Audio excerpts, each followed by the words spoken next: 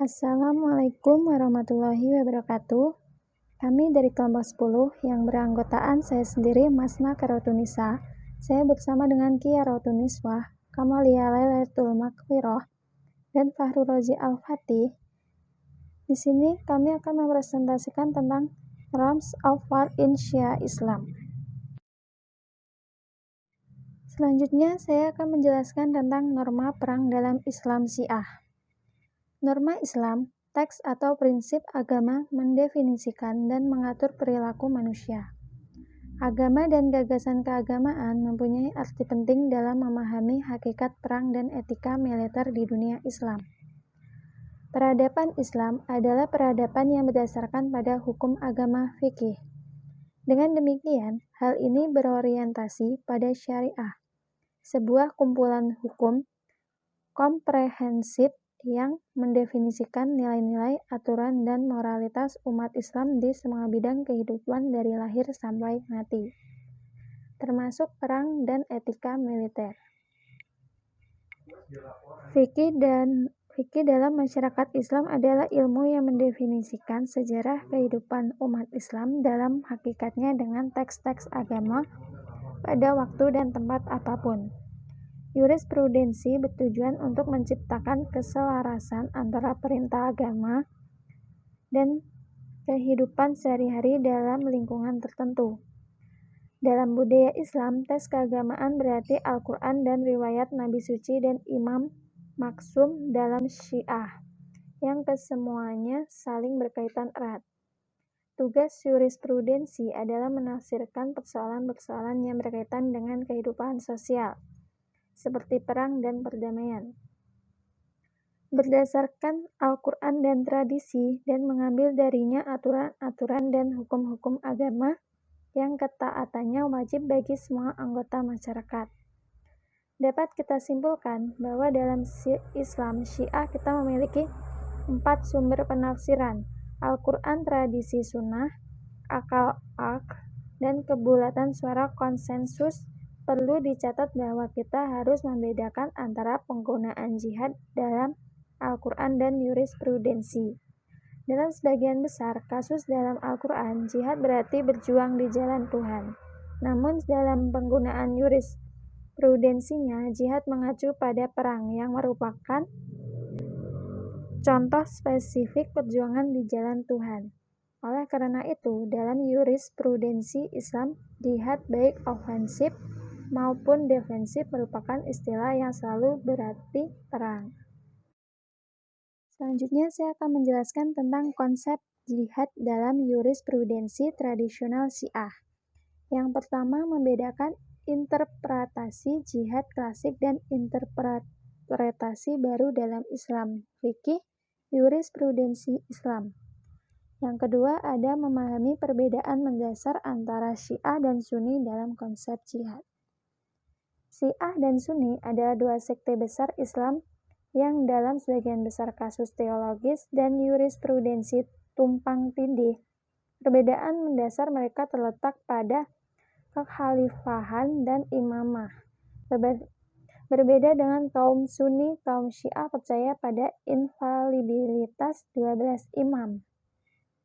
Karena dalam pemikiran Syiah, jihad ofensif bergantung pada imam maksum. Konsepsi jihad ofensif antara Syiah dan Sunni sangat berbeda.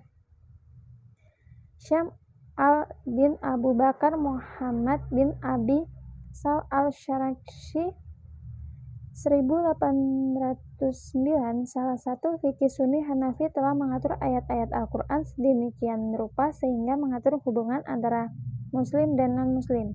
Dimulai dengan meninggalkan hubungan apapun, kemudian dilanjutkan dengan ajakan untuk masuk Islam melalui dakwah yang mengarah pada perang defensif jika terjadi pelanggaran oleh musuh, dan pada akhirnya menjadi serangan ofensif terhadap non-Muslim. Langkah terakhir dalam garis evolusi ini diyakini sebagai aturan terakhir. Dia berkata, Nabi suci Allah, Tuhan, pertama kali diperintahkan untuk meninggalkan hubungan apapun dengan orang-orang yang tidak beriman. Kemudian dia diperintahkan untuk berdakwah kepada mereka. mendorong mereka untuk masuk Islam, kemudian dia didelegasikan ke perang defensif. Tetapinya jika dia diserang terlebih dahulu, setelah itu dia diperintahkan untuk melakukan perang ofensif.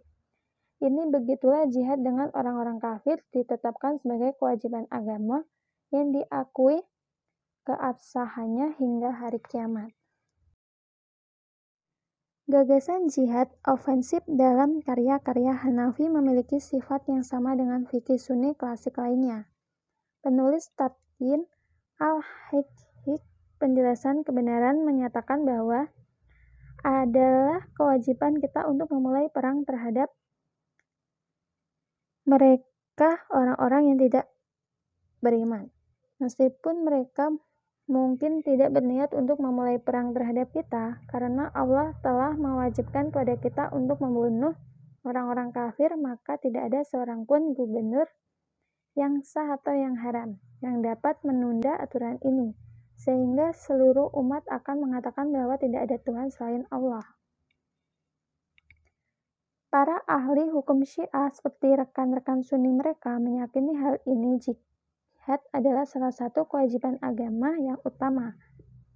Namun dari kalangan Syiah, dari sudut pandang ini, kita mempunyai syarat penting lainnya.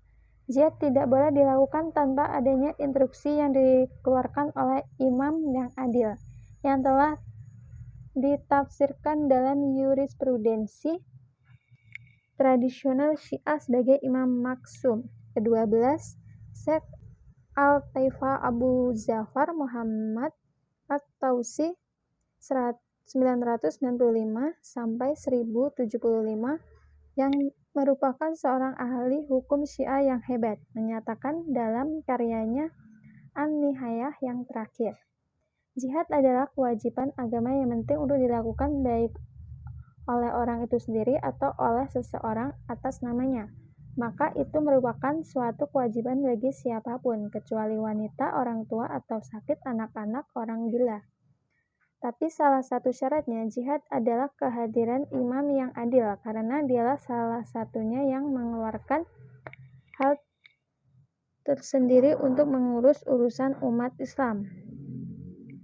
Karena itu jihad bukanlah kewajiban agama jika tidak ada imam maksum.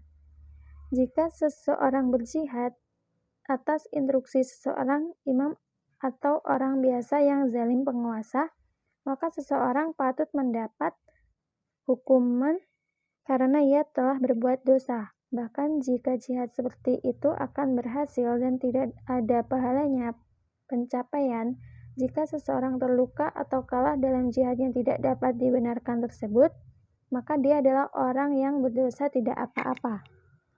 Ada dua ciri utama pernyataan Syekh At-Tausi. Yang pertama, dia membagi jihad seperti kaum Sunni menjadi dua kategori, ofensif dan defensif. Yang kedua, jihad ofensif bergantung pada kehadiran imam maksum atau wakilnya yang ditunjuk yang manapun dapat menyerukan jihad. Oleh karena itu, jihad tidak diperbolehkan berdampingan dan atas perintah penguasa manapun. Sekian presentasi dari kami. Bila ada kesalahan kami minta maaf. Saya akhiri, wabillahi taufiq wal hidayah. Assalamualaikum warahmatullahi wabarakatuh.